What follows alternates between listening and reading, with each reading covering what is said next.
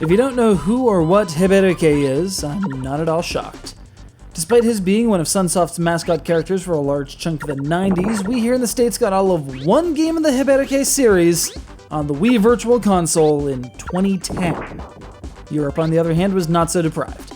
They received most of these titles, featuring a strange penguin whose name is a play on a term for drunkenness, in some of the more entertaining platformers of the late 8-bit and early 16-bit eras. Of course, if you had any level of popularity at that particular point in the industry's history, you did a puzzle game or 12 because they were easy to program and like printing money.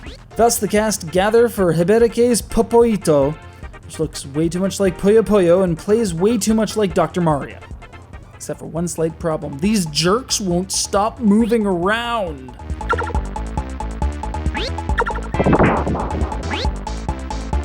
Yes, your goal is to make the disembodied character heads at the bottom of the screen explode by connecting, some number of colored blobs. The actual rules for their detonation vary from difficulty to difficulty. What stays the same, though, are the relatively cramped quarters. The playfield's only 6 blob/heads across and 12 high, meaning your top priority is to pop these little jerks as quickly as possible. And then, of course, they keep moving around.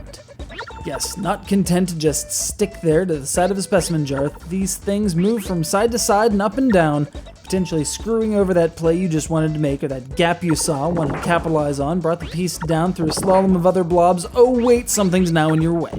You can pin them down by dropping a blob on top of them, but when space is this tight, you're often much better off just trying to clear them out sideways or from underneath. But heck, these disembodied heads are kind of stupid too, so it's not completely uncommon for them to move directly into a clearable row or column or what have you.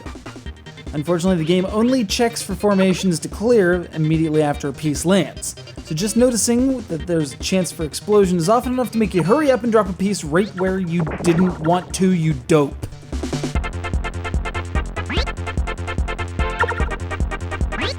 HEBEREKE'S POPOITTO brings a unique idea to the realm of falling block puzzles, even if its component parts are completely derivative. As can be expected, you've got a single-player quest against the various other characters of the Hebereke franchise, including this cool kid Ghost, who's apparently voiced by Norio Wakamoto. For those of you who don't recognize the name, simply put any Guilty Gear title into your system of choice, choose Johnny and indulge. Unfortunately, the Super Famicom version doesn't feature a vocal performance. No Johnny vs. Shantoto matchups here, dang it. But if you've got a system in the correct region and/or broadcast standard to enjoy this one, certainly give it a try. If only to experience for yourself the world-rending frustration and subsequent successful jubilation that comes when you think you've got a play in a puzzle game figured out and then the bastard goes walkabout.